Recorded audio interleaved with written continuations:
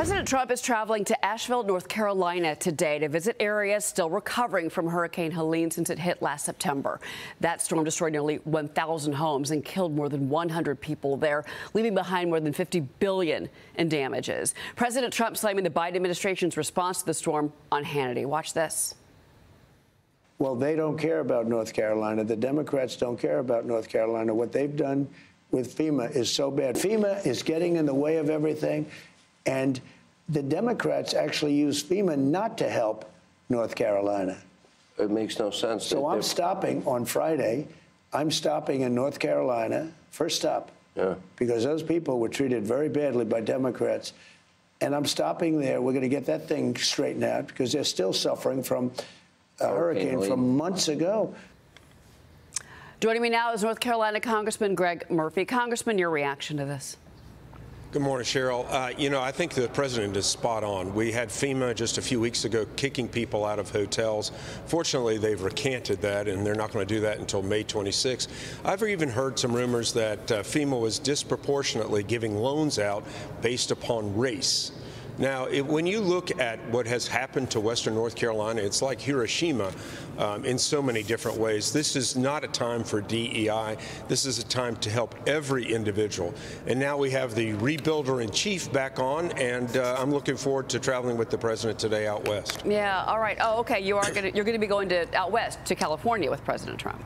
No, Western North Carolina. Oh, Western North Carolina. Okay. Well, because he's a busy guy today. He's doing both. There you go. Okay. Let's talk about, well, this leads me to what I want to ask you about with regards to the reconciliation bill or bills. Trump is also going to be going out to L.A. Obviously, it's going to be touring that wildfire damage after he leaves North Carolina, where you're going to be. He is suggesting aid for Los Angeles should be tied to Congress's reconciliation bill. That would also include a debt ceiling increase. House Minority Leader Hakeem Jeffries yesterday shot that down. He was stopped by a reporter. He said that's a non-starter. Trump still wants the debt ceiling increase included. And then you've got a group of bipartisan lawmakers who are on House Appropriations. They say a top-line agreement on a government funding deal could happen maybe today, maybe next week. There's a March 14th shutdown deadline. So how do you view all of this? First off, do you attach disaster aid to reconciliation? And how does this work with FEMA? And talk about the FEMA component as well in this. Yeah, I think so. I mean, we need to get a lot done, Cheryl, in a very, very short period of time. Reconciliation is really top our Republican priorities. The people in California, just like the people in Western North Carolina, need relief. What has to happen also are there need to be some regulations that are in effect in California, whether they're tied to aid or not, to prevent some of the real devastation that has occurred. So, of course, Hakeem is going to say, no, it's a non-starter, but there are many things that need to be done. And there can be bipartisan support for those. It's interesting because there's a lot of debate right now about how this process is going to work with Mike Johnson, the Speaker of the House. And, Michael Solon in the Wall Street Journal this morning points out, look at history, look at Newt Gingrich, and that he tried to do individual bills, roughly 12 bills a year, and he rarely got a win because of that. And the argument is, do one large omnibus bill, make us all in one pack. You've got the momentum behind President Trump right now. You do have a narrow majority in the House, but this is the way to move forward. Do you think that that's true? Yeah, I do believe that is the way to move forward. It's going to be difficult, Cheryl. I'm not going to, placate it otherwise, because we've got some folks that want salt and they're willing to die on the Hill for salt, where those state and local taxes are just tremendous in California and New York. We have other side of folks in the stream that don't want it. I personally don't want to vote for anything that is going to raise our debt. I think that's our greatest existential threat to the country right now. So we have a needle that's not millimeters in width to thread. It's more than microns. But that said, you're right. We do have the momentum. We do have President Trump behind things. And this is really what needs to happen now. All right, Congressman, he addressed the Davos forum yesterday.